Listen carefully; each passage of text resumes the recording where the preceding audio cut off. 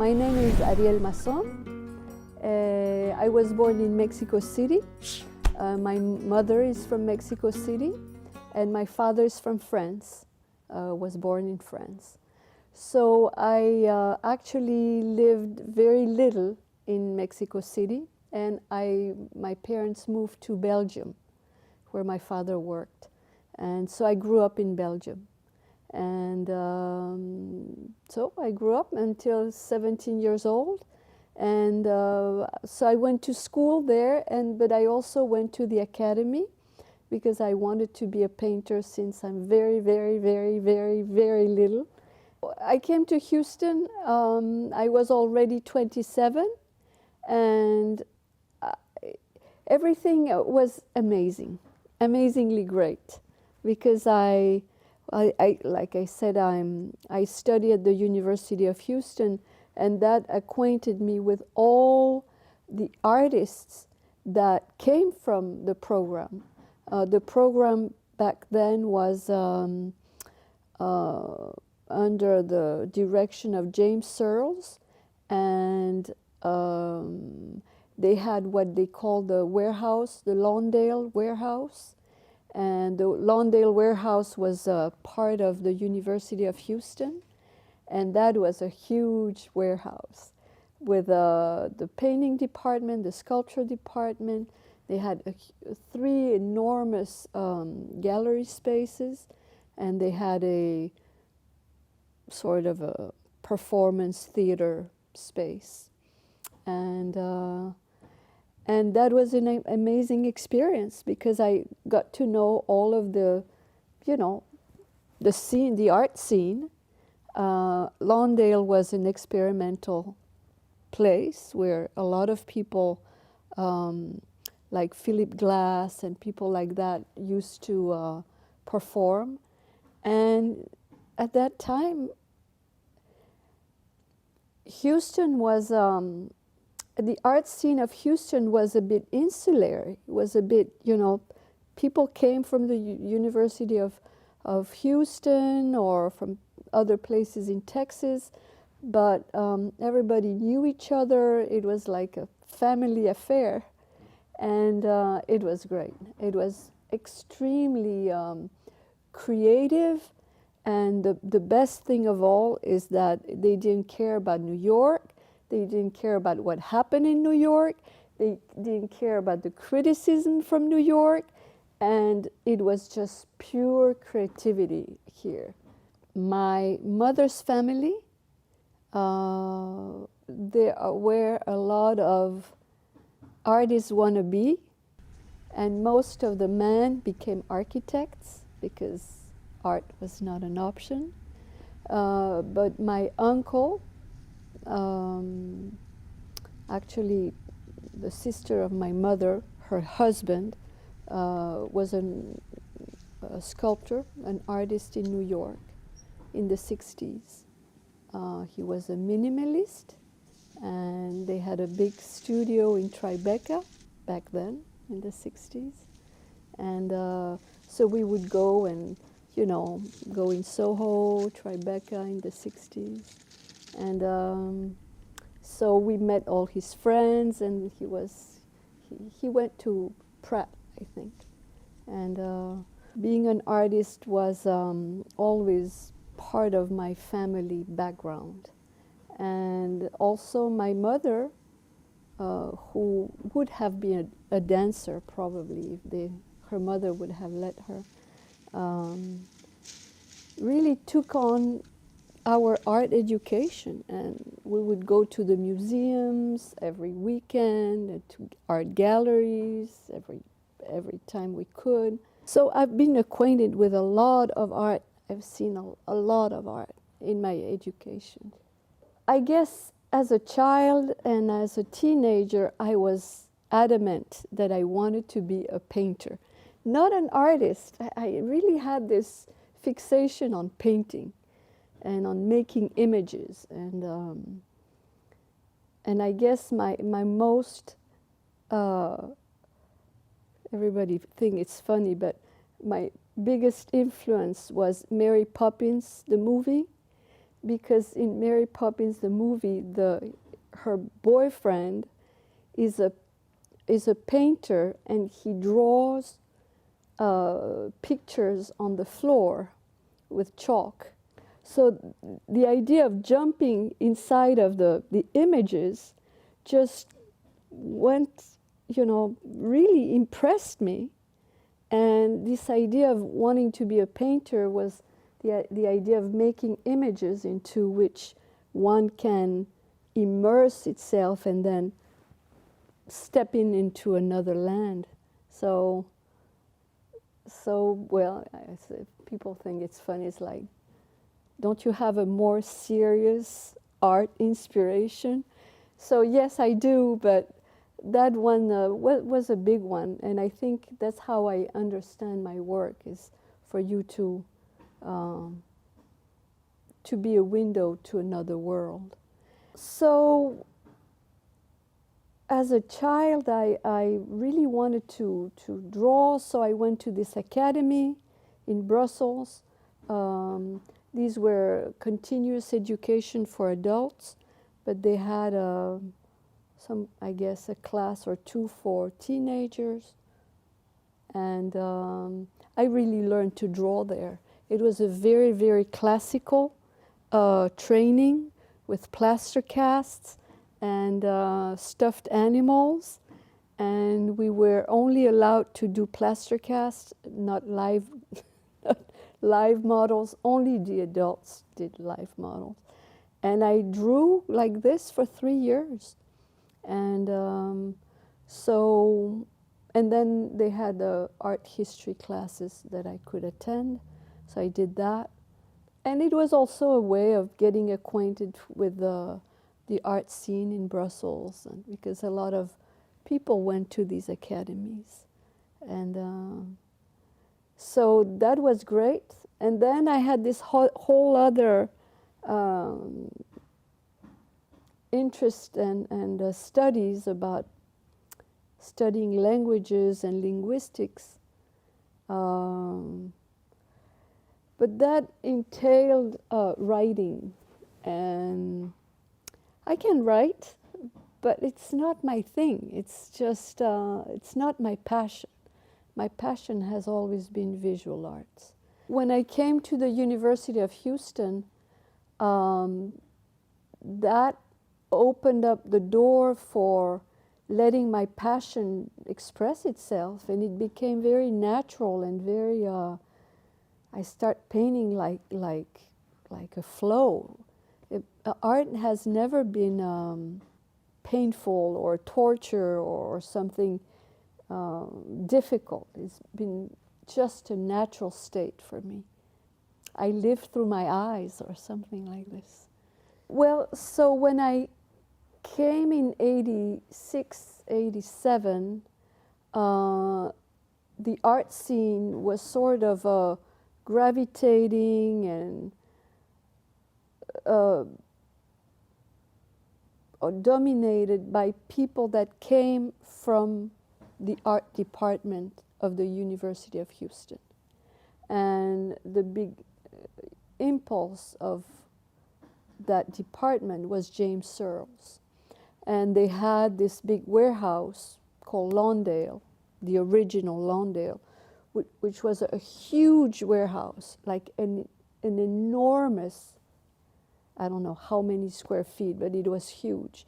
So the painting department was there, the sculpture department was there, and they had enormous gallery space and a performance space, and they had a director of the center.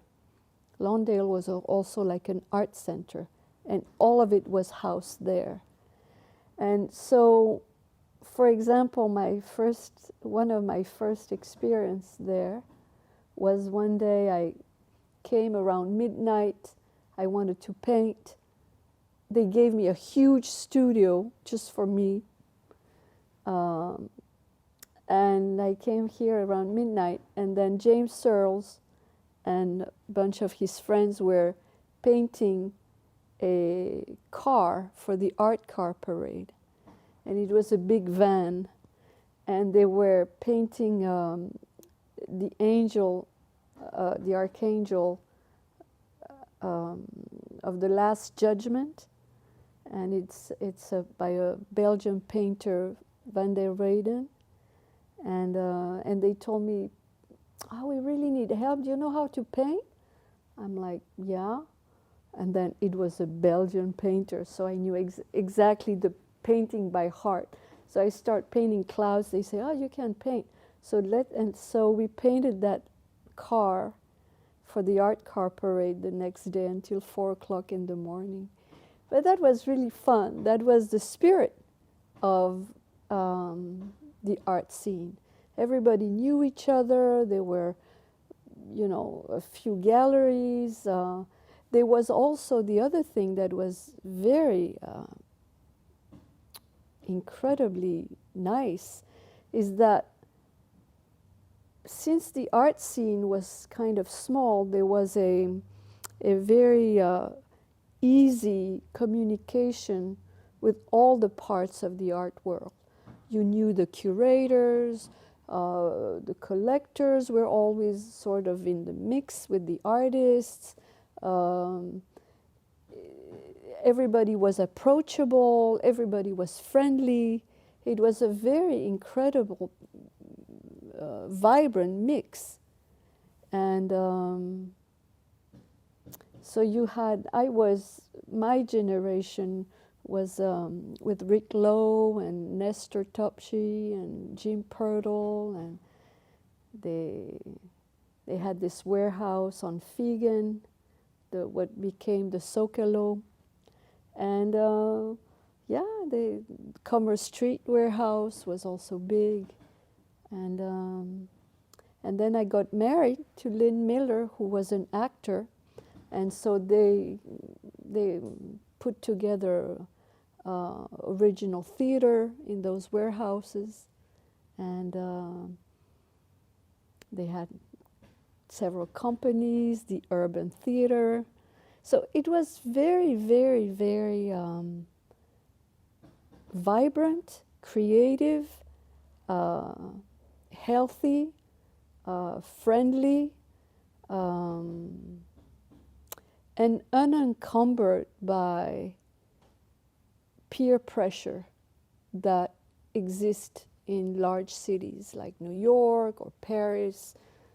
You can't do this, you cannot do that, and all these, coming and passing ideology about art. Really, Houston was, I guess, insulated, but in a good way. And what happened is that the core fellowship, that's when the Museum of Fine Arts decided that that was not what they wanted. That's not the Museum of Fine Arts, and I guess the Board of Trustees found that Houston needed to become an international art scene, and they opened the core fellowship to include and invite people from outside. And so young artists were offered a stipend and a studio, and critics and artists coming and visiting their studios. And so that completely, the more core fellow came and the more core fellows stayed, the more the art scene, the one that I was describing, changed. The whole panorama changed to become much more international, much more. So I had a foot in both, because I'm not from Houston, and I'm not from Texas, so I kind of have and then I was a core fellow, so that put me in that other category. But that's not why I stayed in Houston. I stayed in Houston for, the creativity from then. So nowadays the art scene is a bit of a mix. I feel it has been, there is no more the cohesion that there was before, and there are people from all over. The University of Houston and Rice University are still very strong, but I think it lacks the energy, the very special creative energy that was before.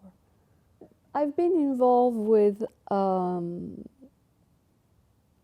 doing public art, and at a time when certain institution prompt by City Hall start hiring a lot of artists from Houston. So back in 2000, it was my first public project, and I designed for Metro. And that was the first light rail, and a bunch of Houston artists got, each one a station.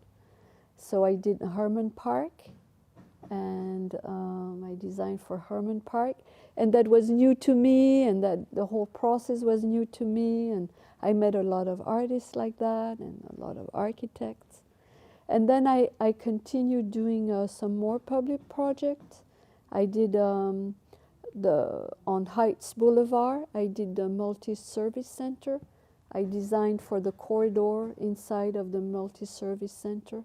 And then after that, I did more stations. I designed two stations for the light rail. All these projects takes a lot of time. So around 2010, 12, I think it opened in 2013. I guess when I came 30 years ago, the Latinos were mostly, confined in their neighborhood, and there weren't that many Latino artists. I met some that studied at the University of Houston, like Henry Sanchez, who was with me when we studied there. And but they were very marginalized, or they were Hispanic people just in the mix with the other people. There was not like Latino art. Nowadays, everything has changed in the sense that, well, there's two things that had changed.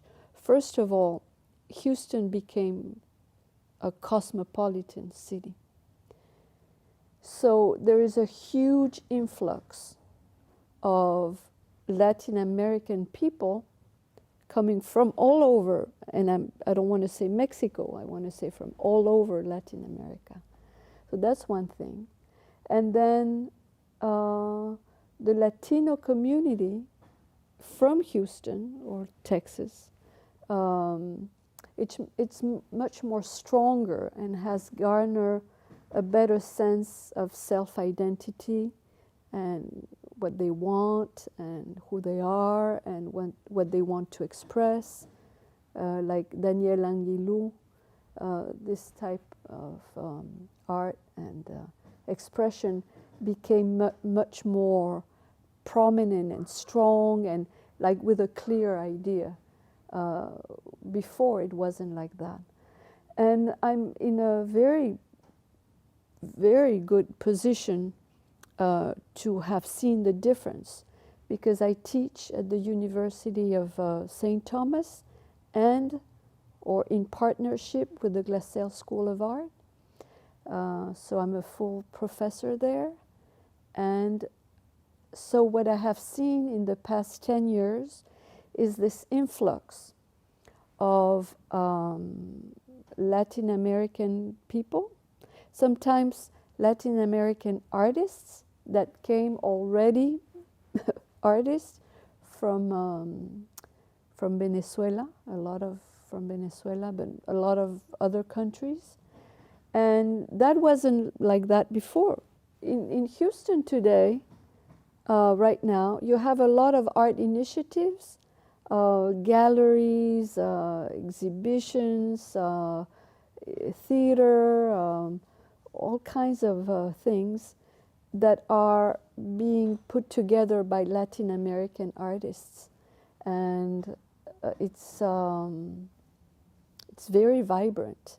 But it's really a community that have of migrants that have almost just arrived in the last 10 years. And so I think my guess, my projection for Latino art is it's an explosion where,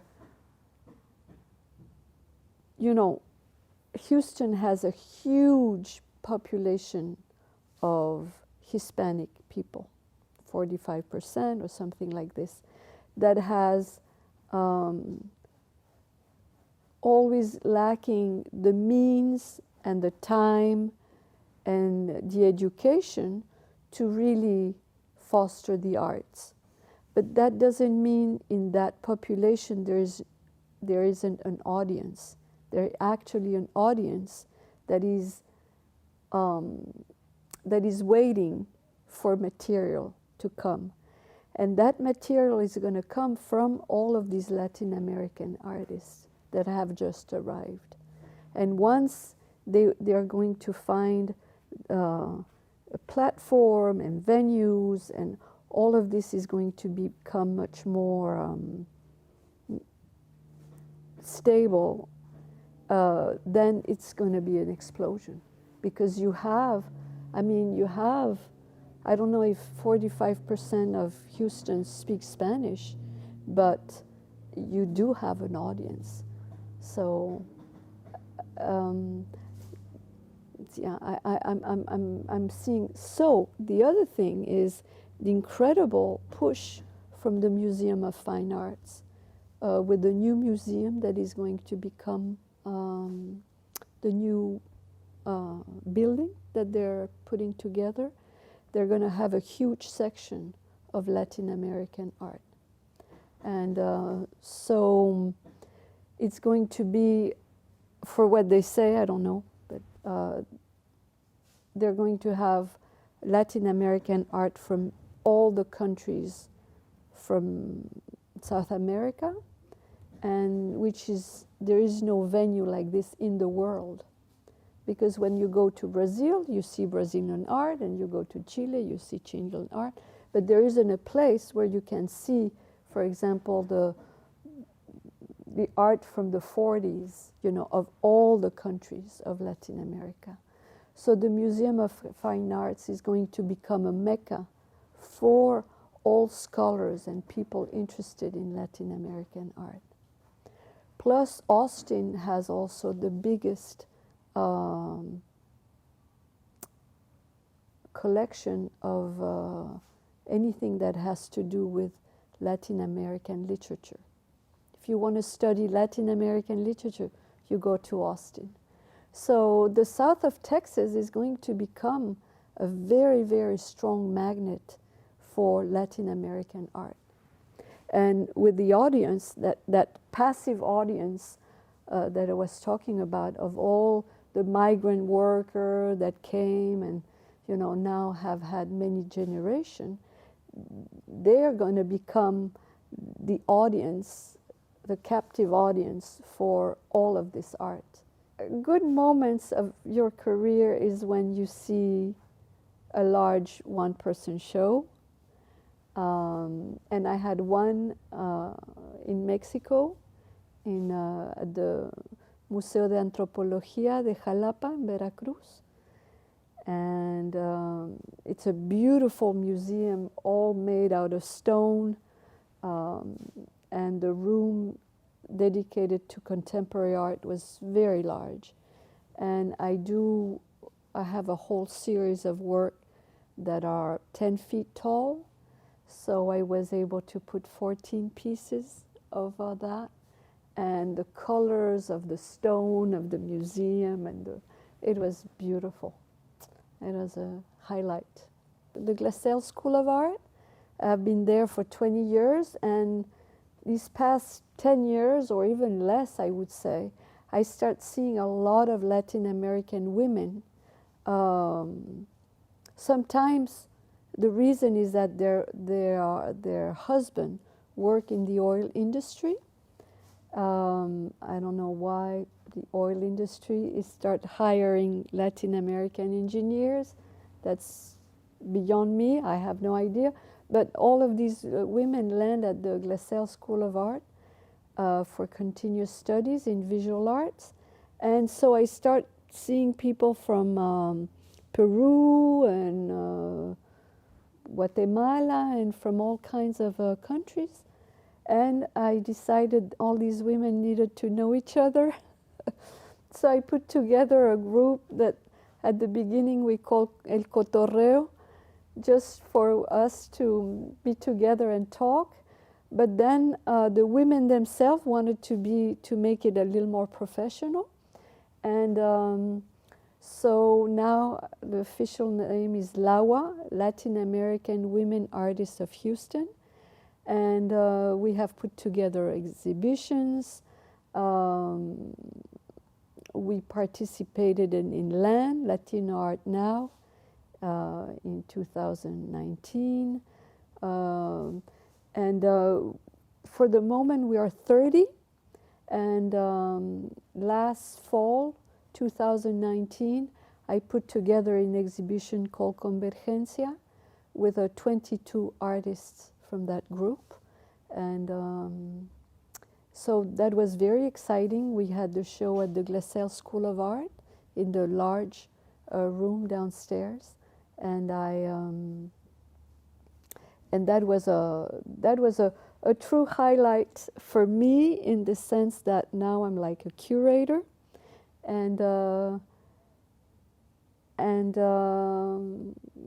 it's very interesting to be able to share and be on the other side, in the sense of helping artists to show their work and express themselves. And the group has a lot of activities, and we share workshops, and we teach each other.